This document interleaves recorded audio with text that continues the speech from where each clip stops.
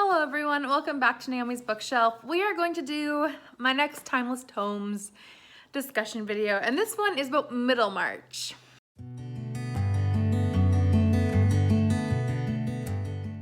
So Middlemarch by George Eliot was a book I did not know anything about when I started reading this book, and I don't think that was a good thing. I think I really suffered because I didn't know anything, so I'm going to give a brief synopsis, spoiler-free, and then we're going to get into a couple topics and then we'll be done.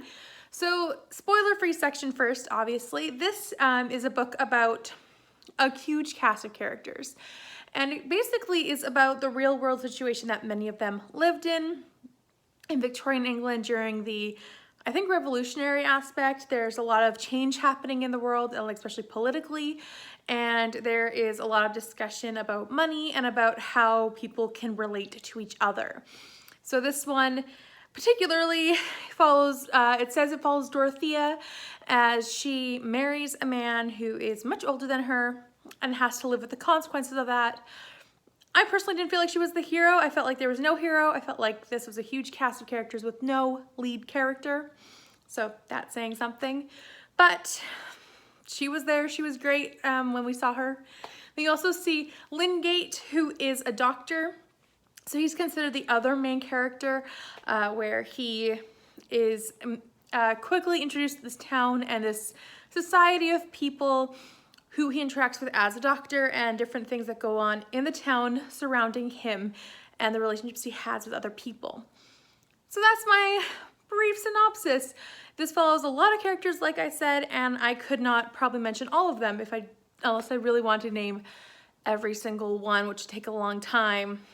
But I'm gonna say right now, I felt like this book was almost a waste of my time. I'm giving it 2 stars. I think it had some value, but it was not very valuable to me. So I'm going to give it a pass, and I mean, maybe this is the book for you, but it definitely wasn't for me. So before we head into the spoilers section, I also want to clarify that these are my opinions and my thoughts on the book, and that does not mean that I'm wrong because it's a book. It's meant to be read and thought of, and I've always felt like classics are books where you either love them, hate them, or you can feel in between about them, but you don't have to all feel the same way. So some people might love Middlemarch, and I am not one of those people. So for this case, we're going to talk about why I didn't like Middlemarch, and maybe some things I picked up along the way, but for the most part, this is me just not liking Middlemarch. So the first thing is that this book was easy to read, but I forgot quickly who else was in the book. So if we were in a part about the Vincey family, I would read that part about the Vincey family. It was easy to read, but then I'd realize we changed chapters, go to a different family. I'm like, oh right, I remember that we were talking about the Brookes and Dorothea and all of them. And then we'd go to another part about Lingate, and I'd be like, oh right, Lingate. But I'd forget about the Vinceys by this point, and then we get another Vincey chapter. So I definitely feel like way too many characters were in this book for me to truly appreciate. I also really struggled with, I really struggled with it lost my interest. I don't know how to say it without saying it was boring. But maybe that's it. It just never held my interest long enough, and I literally would force myself to read the sections for my buddy read with Victoria from A Musical Bookworm. I'll link her down below.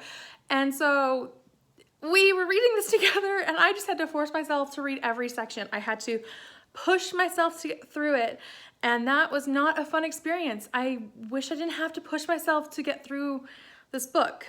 Now, classics do not have to be loved. So I know that this book, I did not have to love it, but I was extremely disappointed with it. I didn't know what I expected, but I expected better.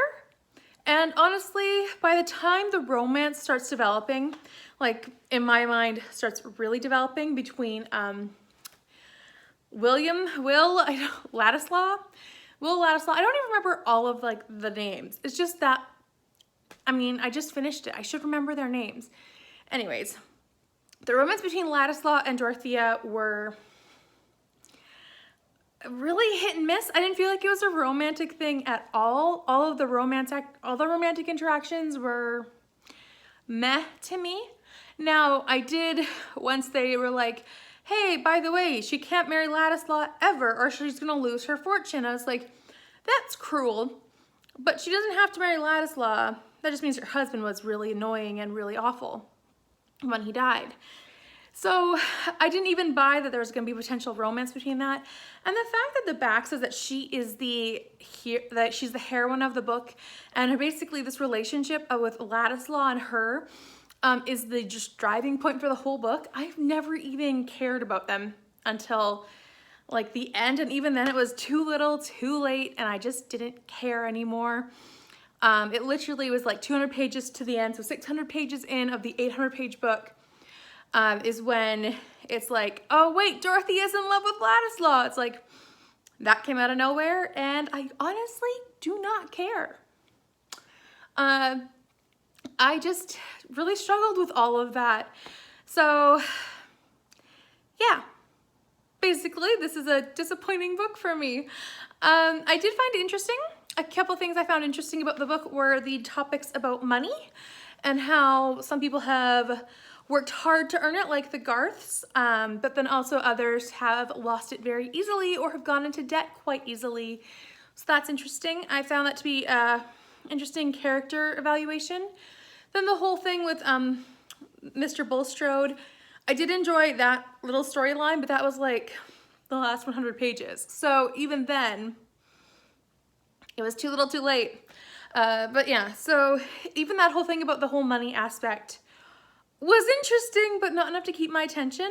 I also did not care about the politics in this, but I did find interesting how the social dynamics played out in regards to some of those things, like the hospital being kept separate from the original hospital, the new one, and how that impacted social views about not about Ladislaw, but Lingate.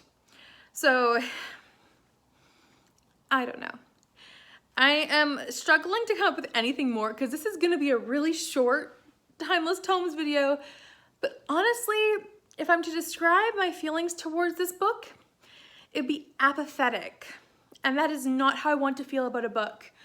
I want to feel love or admiration. I want to feel joy, or I want to feel angered if it's a topic that's really hard-hitting and something that maybe I don't necessarily agree with.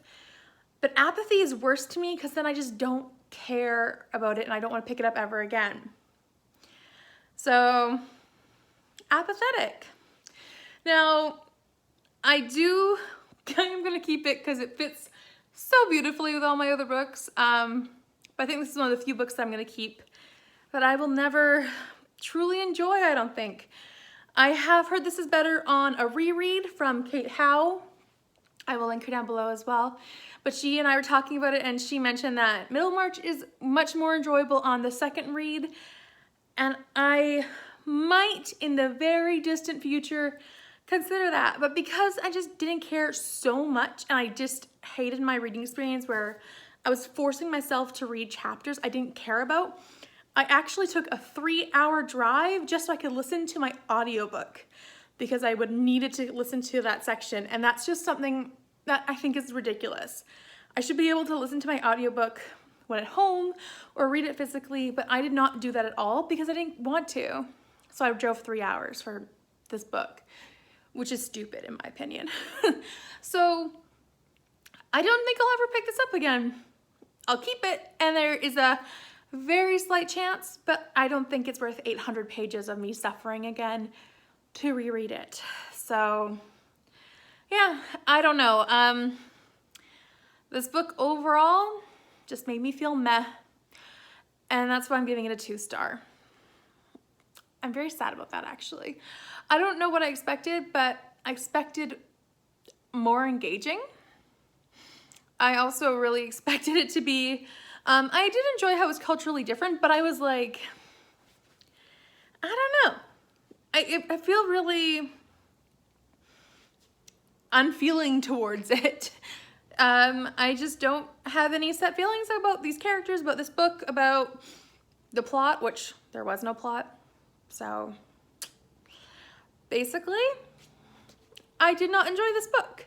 It might be for other people, but it is definitely not for me, and that's okay. So my next timeless tome will be The Woman in White by Wilkie Collins. This I'll be reading for October.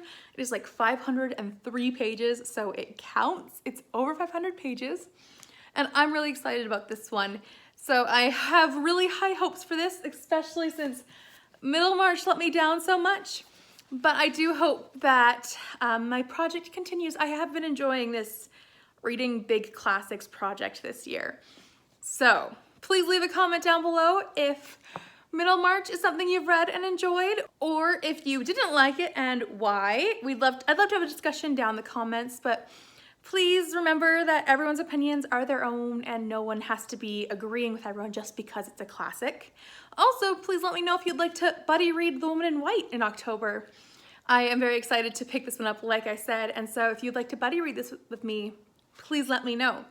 Also, have you read this and do you think I'll enjoy it? If you're also new here and you would like to subscribe, please hit that button. I do about one of these every month or 2 months about old classics. I will link the playlist as well if you'd like to check out my thoughts on other giant classic books. So I'll see you next time with another video. Bye for now.